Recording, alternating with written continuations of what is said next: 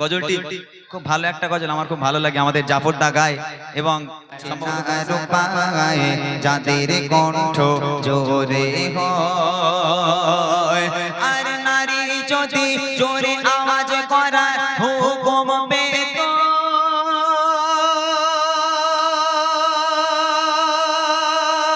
তবে এদের আজান দেবা জায়েজ হতো। মিরাজ থেকে এসে নবী, মিরাজ থেকে এসে নবী সাহাবীদের শোনায়, সাহাবীদের শোনায়। নারী তোমার কণ্ঠের আওয়াজ জোরে হলে আল্লাহ নারাজ। নারী তোমার কণ্ঠের আওয়াজ জোরে হলে আল্লাহ নারাজ। জাহান্নামী নারী দুনিয়ায় চেনা রূপায়, যাদের কণ্ঠ জোরে হয়। মেয়েদের এই কণ্ঠটাকে পর্দা করতে বলা হয়েছে। হে নারী, তোমার দেহটা ঢাকা যেমন তোমার জন্য ফরজ, তেমন তোমার এই কণ্ঠের আওয়াজটাকে ঢাকাও তোমার জন্য ফরজ। কিন্তু তুমি যখন স্বামীর সঙ্গে ঝগড়া করো, চারটে ভূতের মানুষ জানতে পারে যে হাওড়ামারির অমুকির বউ স্বামীর সঙ্গে চুল ছেঁড়াছিড়ি করছে, চারটে ভূতের মানুষ জানতে পারে। হ্যাঁ, কবে চেতনা জাগবে? নারীদের কণ্ঠের আওয়াজ যদি জায়েজ হতো, তাহলে এই মসজিদের মুয়াজ্জিনা ছেলেরা হতো না, মেয়েদের করা হতো। কেন বলেন তো? মেয়েদের কণ্ঠ মধুর মতো।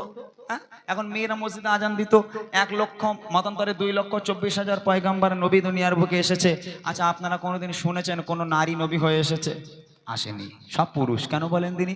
যদি নারীরা নবুয়াত পেত, যদি নারীরা নবী হয়ে দুনিয়ার বুকে আসতো, তাহলে নারীরা যখন দাঁড়ে দাঁড়ে দাঁড়ে দাঁড়ে ঘুরে ঘুরে ইসলামকে প্রচার করতে যেত, তাদের কণ্ঠের আওয়াজ ছড়িয়ে যেত, তাদের পর্দা লঙ্ঘন হতো, তাতে করে বিভাদ সৃষ্টি হতো, বিশৃঙ্খলা সৃষ্টি হতো।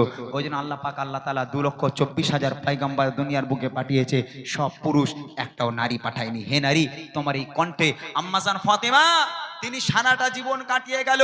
আম্মাজান ফাতেমাকে দেখতে কেমন পৃথিবীর কোনো মানুষ জানে না। মা ফাতেমা লম্বা নাকি বেটে, মা ফাতেমা ফর্সা নাকি কালো, তানার স্বামী আর সন্তান, এই 2 পুরুষ ছাড়া পৃথিবীর আর কোনো পর পুরুষ আম্মাজান ফাতেমাকে কোনোদিন চোখে দেখতে পায়নি। মা ফাতেমা কেমন ছিল? তা নবীর মেয়ে ফাতেমা জান্নাতের রানী হবে নাকি ছকি নবুর মেয়ে হবে? হ্যাঁ, রাগ করবেন না জানো। হ্যাঁ, আমার ঘরের মেয়েদের বাপ ঈদের সময় বোরকা কিনে দিয়েছে, বাপের মায়ের কাছে বলে, তোমার স্বামীর একটু বোঝাতে পারো না? বলে, কেন, আমার কি হয়েছে? বলো, বুড়ো জানে এখন কি চলে, এখন সব পাকিস্তানি জামা কাপড়, কি সুন্দর সুন্দর জামা কাপড় বেরোচ্ছে, আর তোমার স্বামী খালি বোরকা এনে দেয়, বোরকা পর, বোরকা পর। হ্যাঁ, হয় না এরকম? রাগ করবে না, তার জন্য কবি লিখছে, দেখেন। ও গো আল্লাহ দেখো, লাখো লাখো নবী পাঠিয়েছিল, সবাই তারা পুরুষ ছিল, নবুয়ত যারা পেল। আর নারী যদি নবী হতো, পর্দা লঙ্ঘন হতো, ইসলাম প্রচারে উম্মতের দাঁড়ে দাঁড়ে নারীর কণ্ঠ ছড়িয়ে যেত। আর নারী যদি নবুয়ত পেত,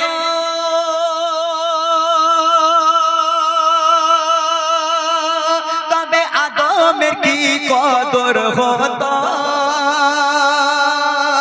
জান্নাত কি আর খুঁজতো না রে, জান্নাত কি আর খুঁজতো না রে, স্বামীর পায়ের তলায়, স্বামীর পায়ের তলায়।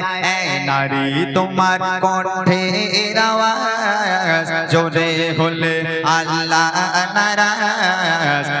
নারী তোমার কণ্ঠের আওয়াজ জোরে হলে আল্লাহ নারাজ। জাহান্নামী নারী দুনিয়ায় চেনা রূপায়, যাদের কণ্ঠ জোরে হয়।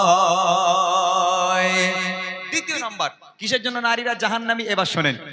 আমার ঘরের মেয়েরা, শুধু আপনার ঘরের নয়, আমার ঘরের মেয়েরাও জাহান্নামী। কিসের জন্য জাহান্নামী? মূল কারণ দেখেন, স্বামীর সঙ্গে নাফরমানি, স্বামীর সঙ্গে বেয়াদবি। অনেক মায়েরা আছে, ঈদের দিন আজকে সকালবেলা স্বামী নামাজ পড়ে বাড়িতে এসছে, একটু পা ছুঁয়ে সালাম পর্যন্ত করলো না, স্বামীকে একটু সালাম দিল না। এই দেখেন, আপনারা কি মনে করেন আমাদের সংসারে শুধু ঝগড়া হয়? নবীর মেয়ে ফাতেমার সংসারে ঝগড়া হতো। হ্যাঁ, হযরত আলীর সঙ্গে ফাতেমা ঝগড়া করেছে, ফাতেমা একদিকে, হযরত আলী একদিকে। কেউ কারোর সঙ্গে কথা বলে না, কেউ কারোর দিকে তাকায় না। তাদের ঝগড়া মেটানোর জন্য পুলিশ, এমএলএ, মন্ত্রী আসতো, ওসব লাগতো না। আল্লাহ রসুল ফাতেমার বাড়ি, ফাতেমা কি ব্যাপার, আলীর সঙ্গে ঝগড়া করেছো? মেয়ে বলছে আব্বা আপনার জামাই এই করেছে ওই করেছে। জামাই বলছে আপনার মেয়ে এই করেছে ওই করেছে, যেটা হয় আর কি। আল্লাহ রসুল একদিকে ফাতেমাকে শোয়ালো, মাঝখানে আল্লাহ রসুল শুলো, আর একদিকে হযরত আলীকে শোয়ালো। দুই পাশে দুই জামাই মেয়ে, মাঝখানে শ্বশুর। আল্লাহ রসুল জামাই মেয়েকে নিয়ে খোশ মেজাজে গল্প করতে লাগলো, আনন্দ করতে লাগলো, মজার মজার কথা বলতে লাগলো, হাসি ঠাট্টা করতে লাগলো। মজা করতে করতে, হাসতে হাসতে, গল্প করতে করতে এক পর্যায়ে গিয়ে হযরতে আলী আর হযরতে ফাতেমার মিলন হয়ে যেত। তাদের ঝামেলার কথা আর মনে থাকতো না, আবার তারা এক হয়ে যেত। আর আমার ঘরের মেয়েরা, স্বামী যদি রাগ করে একটা বউরে চর মারে, ফোন চলে যাবে, আব্বা তোমার জামাই আমার মেরেছে, শিগগির এসো। আমার ঘরে শ্বশুর ওইরা এসে মেয়েকে একদিকে জামাইকে একদিকে রাখে, বিচার করে ওইসব না, বলে মালটাকে ধরে রাখ, কুরুল্লে যাচ্ছে, দু টুকরো করে দেবো একদম। হ্যাঁ, কুরুল্লে যাচ্ছে, দু টুকরো করে দেবো। আমি আমার মেয়ের গায়ে জীবনে হাত দিন, সাহস কি করে মেয়ের গায়ে হাত দেওয়া? হ্যাঁ, এরকম বলে না।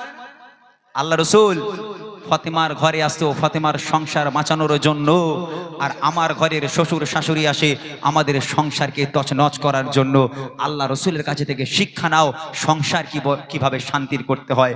কোন নারী যদি স্বামীর সামনে দাঁড়িয়ে যদি একবারও কেউ ভুল করে বলেছে তোমার সঙ্গে বিয়ে হয়ে আমার জীবন ধ্বংস হয়ে গেল, আল্লাহর কসম, আল্লাহ পাক বলছে দেখে নে দুনিয়ার বুকে ওই নারীটা জাহান্নামী, ও কোনোদিন আমার জান্নাত পাবে না। এরকম তার মায়েরা বলে না? কত ডাক্তার এলো, কত মাস্টার এলো, কত ইঞ্জিনিয়ার এলো আমার দেখতে, শেষে ভাগ্যে জোটে একটা ভ্যানওয়ালা, তোমার সঙ্গে বিয়ে হয়ে আমার জীবনটা তছনছ হয়ে গেল। বলেন এরকম? আল্লাহ পাক বলছে দেখেন ওই নারীটা জাহান্নামী, ও কোনোদিন আমার জান্নাত পাবে না। ওরে, ওই ভ্যানওয়ালার সঙ্গে বিয়ে হয়ে তো জীবন ধ্বংস হয়নি, ওই ভ্যানওয়ালার সঙ্গে বিয়ে তো আমি আল্লাহ উপরেই তোদের করে দিয়েছি, দুনিয়ার বুকে শুধু তোদের পাঠানো হয়েছে তোদের মিলন হওয়ার জন্য।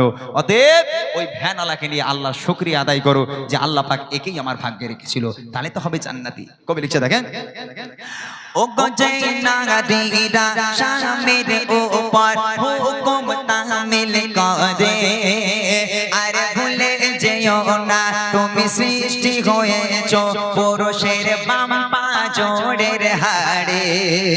শোনো না রে স্বামীর সেবায় তুমি এত সম্মান পাবে, আর যার কারণে কাটুরি আর বিবি সবার আগে জান্নাতে যাবে। আর যত সিজদায় মাথা ঠোকো,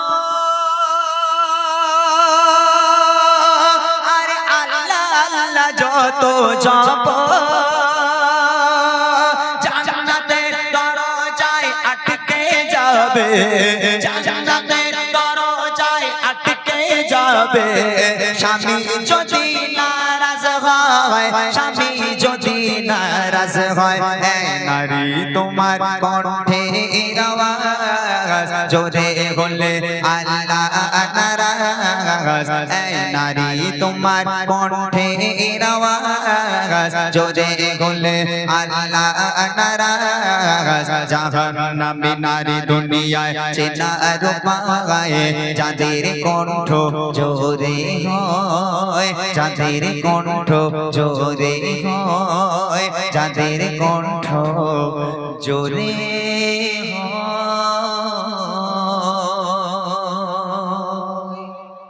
গজলটি খুব ভালো একটা গজল, আমার খুব ভালো লাগে। আমাদের জাফরদা গায় এবং সম্ভবত কবি সামত